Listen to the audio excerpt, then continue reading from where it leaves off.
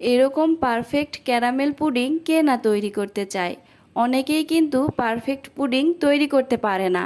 তো আজকের রেসিপিটি শুধুমাত্র তাদের জন্য। তো আসসালামু আলাইকুম, সবাইকে শোভাস ডায়েরিতে স্বাগতম।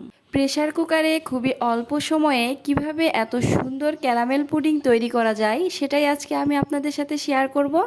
তো ভিডিওটি না টেনে সম্পূর্ণ দেখবেন। প্রথমেই আমি ক্যারামেল তৈরি করে নেব। ক্যারামেল তৈরিতে বাড়তি কোনো ঝামেলাই নেই। যে বাটিতে আমি পুডিংটা সেট করব সে বাটিতেই পরিমাণ মতো চিনি দিয়ে দেব। পানি দেওয়ার কোনো প্রয়োজন নেই। এখন বাটিটি চুলায় বসিয়ে একদমই লো হিটে ক্যারামেল সেট করে নেব। আমার কিন্তু 2 টেবিল চামচের মতো চিনি লেগেছে। তো দেখুন ক্যারামেল বাটিতে সেট হয়ে গেছে। কোনো রকম বাড়তি পানি ছাড়াই আমি বাটিতে ক্যারামেল কিন্তু সেট করে নিয়েছি। এখন একটি মিক্সিং বোলে 3টা ডিম ফেটিয়ে নেব। আমার 1 কেজি দুধের জন্য লাগছে 3টা ডিম। আমি 1 কেজি দুধকে জাল করে হাফ কেজি করে নিয়েছি। এখন এরকম একটা উইঞ্চের সাহায্যে ডিমগুলোকে ভালোভাবে ফেটিয়ে নেব। আমি দুধ জাল করার সময় কিন্তু পরিমাণ মতো চিনি দিয়ে দিয়েছিলাম, যার কারণে এখানে আর কোনো চিনি দেওয়ার প্রয়োজন নেই।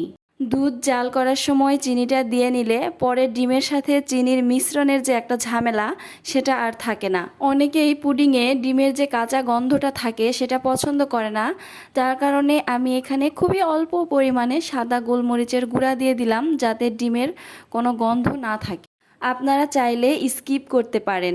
এখন আমি দুধ আর ডিম একসাথে মিক্স করে নেব। আমি 1 কেজি দুধকে জাল করে হাফ কেজি করে নিয়েছি। খুবই অল্প সময়ে বাড়তি কোনো ঝামেলা ছাড়াই কিন্তু আপনারা এভাবে পুডিং তৈরি করতে পারবেন। একদমই পারফেক্ট একটা পুডিং হবে। তো দেখুন দুধ আর ডিমের একটা মিশ্রণ তৈরি হয়ে গেছে। এখন আমি যে বাটিতে ক্যারামেল সেট করে রেখেছিলাম সেই বাটিতে মিশ্রণগুলো ঢেলে দেব। এখন একটা প্রেসার কুকার নিয়ে নিয়েছি। এর মধ্যে একটা স্ট্যান্ড বসিয়ে দেব আর অল্প পরিমাণের একটু পানি দিয়ে দেব যাতে নিচে পোড়া না লাগে। এখন এর মধ্যে পুডিংয়ের বাটিটা বসিয়ে দেব।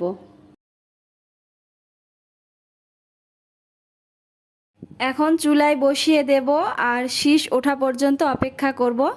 3টা শীষ দিলেই কিন্তু পুডিং হয়ে যাবে।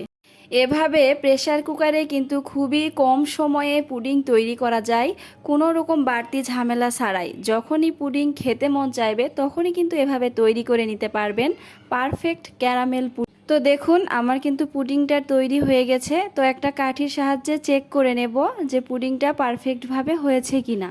কাঠি কিন্তু ক্লিন এসেছে। তো আমার পুডিংটা কিন্তু পারফেক্টভাবে হয়ে গেছে। এখন শুধু পরিবেশনের পালা। এভাবেই খুবই কম সময়ে পারফেক্ট ক্যারামেল পুডিং তৈরি করে নিন। আজকের ভিডিওটি এ পর্যন্তই। ভিডিওটি ভালো লাগলে অবশ্যই লাইক কমেন্ট করবেন আর এরকম মজার মজার রেসিপি পেতে চাইলে চ্যানেলটিকে সাবস্ক্রাইব করে রাখবেন। ধন্যবাদ।